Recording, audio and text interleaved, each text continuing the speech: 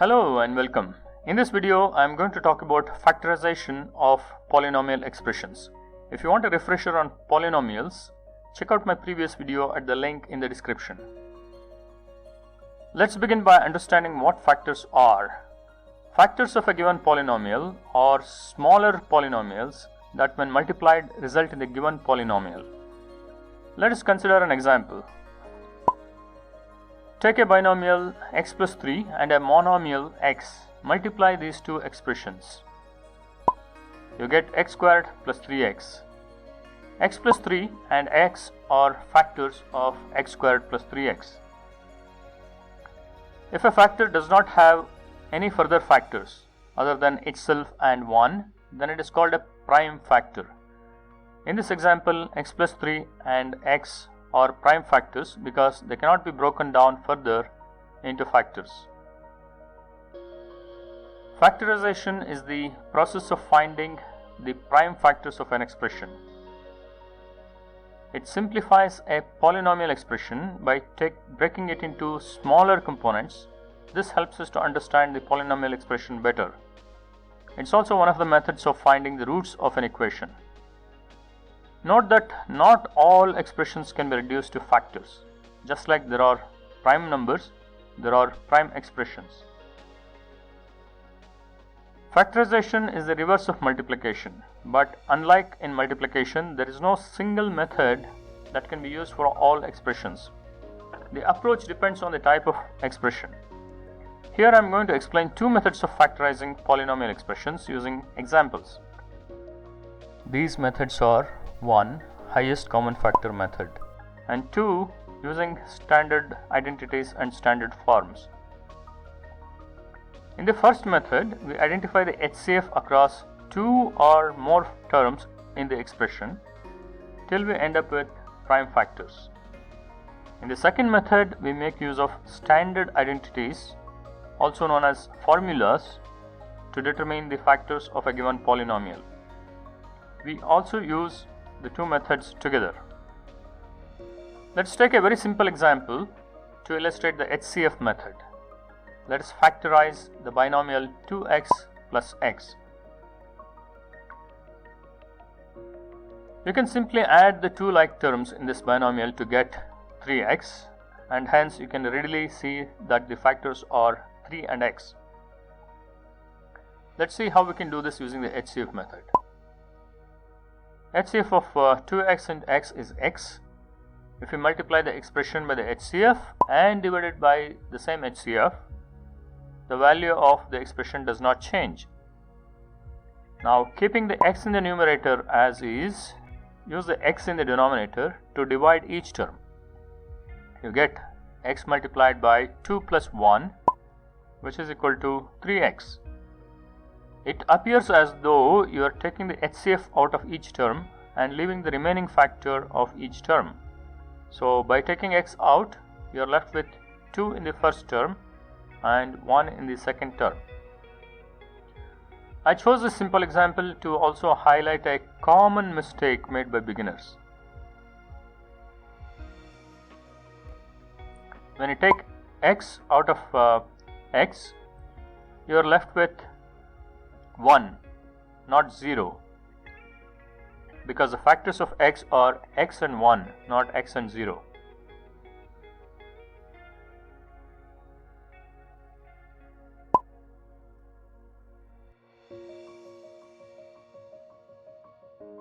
Let us take another example, the binomial 8x squared plus 32xy. Take each term and break it down into its factors, including the coefficients. Now we can see that the HCF is 8x. Now take the HCF out of both the terms. You will get 8x multiplied by x plus 4y. So 8x and x plus 4y are the factors of our binomial expression.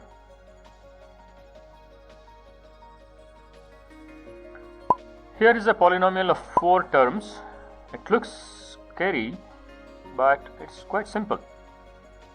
By observation, you can see that all the terms have x, y, z, although each of the variables has a different exponent in each of the different terms. Let's take out the common factor x, y, z. from all the terms and write it outside. Now divide each one of the terms by x, y, z. You get x squared y plus xz plus yz plus x squared y squared z squared. Write the new resulting quotient within the brackets. That's it. I told you it's not scary. Let's take one last example in the HCF method. The polynomial of 4 terms ax squared plus by squared plus bx squared plus ay squared. We don't see anything that's common across all the 4 terms. But if you observe, the first and the third terms have x squared in common, and the second and fourth terms have y squared in common. So let's rearrange the terms so that the terms with the common factors are together. We get ax squared plus bx squared plus by squared plus ay squared.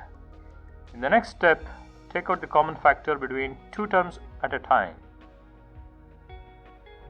Now you have a binomial which has a plus b as a common factor between the 2 terms. So let's take that out.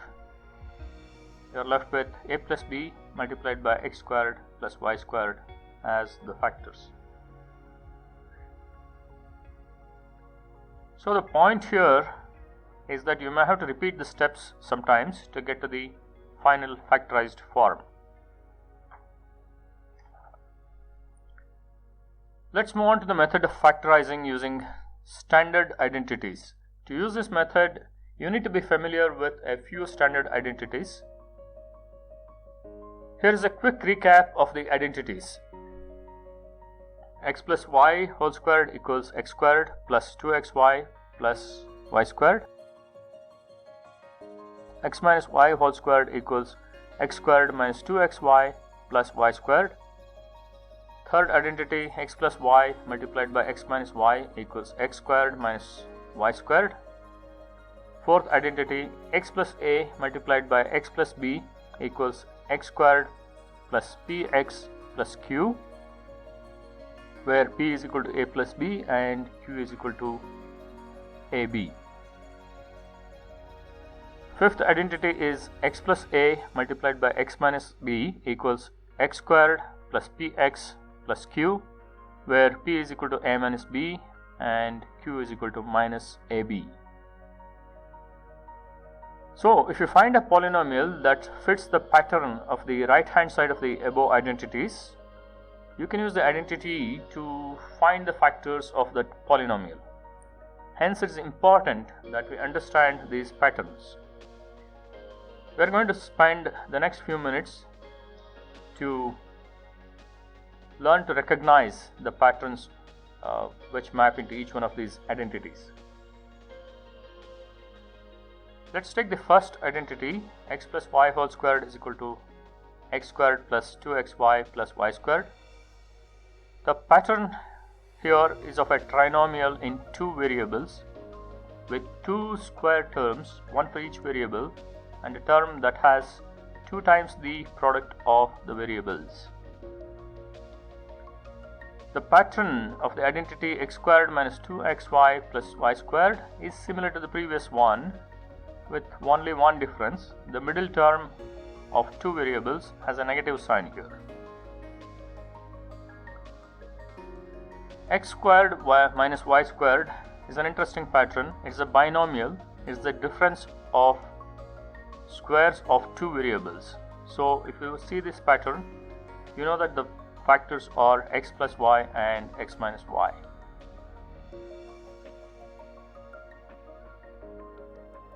The pattern ax squared plus bxy plus cy squared is a generalized pattern of the pattern x squared plus 2xy plus y squared. Here each of the terms has a coefficient. The method to factorize this type of trinomial is to split the middle term bxy. You have to find 2 numbers p and q such that p multiplied by q gives you the product of a and c. That is, you need to factorize the product of ac to find two such factors which add up to the coefficient b.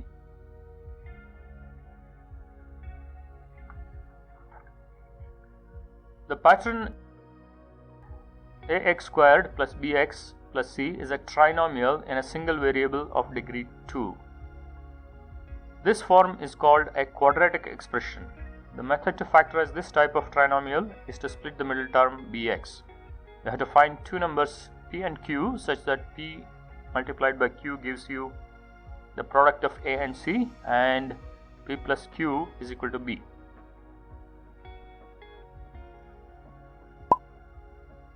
Let's take an example. 4x squared plus 12xy plus 9y squared. This is a trinomial in two variables, and each variable has a square term, and there is a term with both the variables. First, let's check whether the coefficients are squares. 4 is the square of 2 and 9 is the square of 3. Next, let's check the coefficient of the xy term. You can see that 2 multiplied by 2 multiplied by 3 equals 12, which is the coefficient of the middle term. So we can rewrite this expression as 2x whole squared plus 2 times 2x times 3y plus 3y squared. Now, using the identity x plus y whole squared equals x squared plus 2xy plus y squared, we can factorize this expression to 2x plus 3y whole squared. Let's take an example. 4x squared plus 20xy plus 9y squared. This is a trinomial in two variables, and each variable has a square term, and there is a term with both the variables. First, let's check whether the coefficients are squares. 4 is the square of 2 and 9 is the square of 3.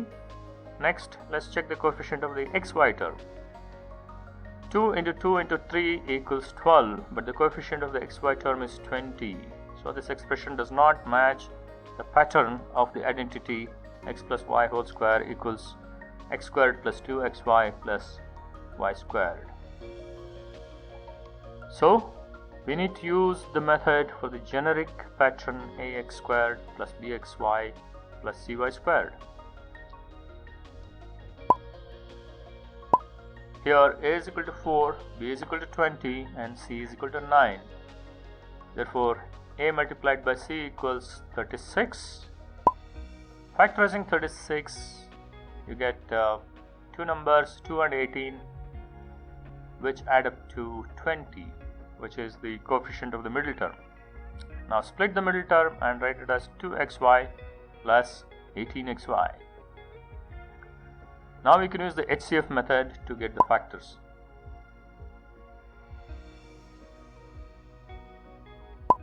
Let's do one more example. X to the power of 4 minus 1. This does not seem to fit any pattern. None of the identities we discussed have a fourth degree. But you can write a variable with the power 4 as a square of a square. Using this approach, we can write x to the power of 4 as x squared whole squared, and we can write 1 as 1 squared. Now it's easy to see that this fits the pattern of the difference of square terms. So let's use the identity x plus a multiplied by x minus a equals x squared minus a squared, and factorize this into x squared plus 1 multiplied by x squared minus 1. But don't stop here.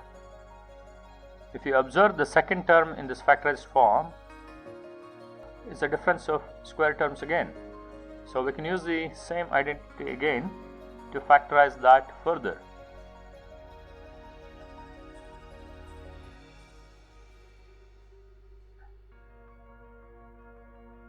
So the point to note here is that you may have to look for opportunities to factorize each one of the terms in a factorized form until you get prime factors, that is, factors you cannot factorize any further.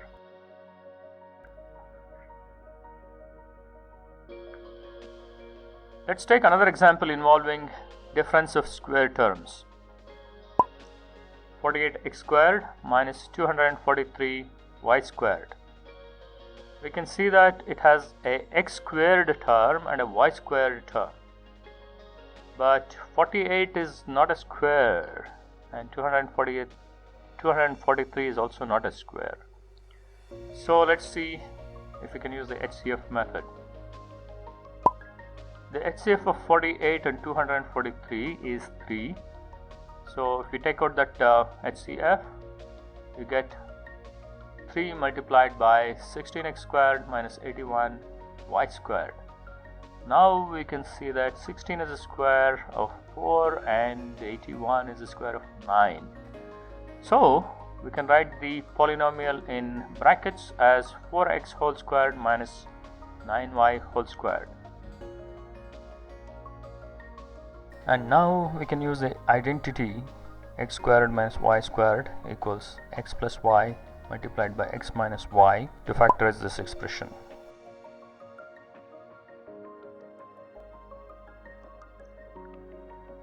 As our last example, let's take 9x squared minus 50x plus 25.